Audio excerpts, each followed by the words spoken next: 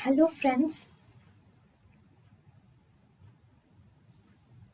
welcome to Creative Medicine. In this lecture, we will learn about. Hello friends, this is a question. Drug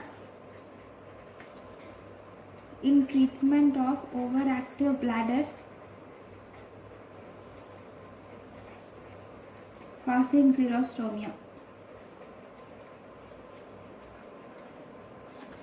So it is oxybutylin.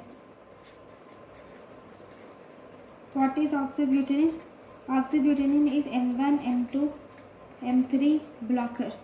So because it blocks M1, M2, M3, so this will result in decreased secretions leading to xerostomia. Thank you for watching. Thank you and thank you for watching.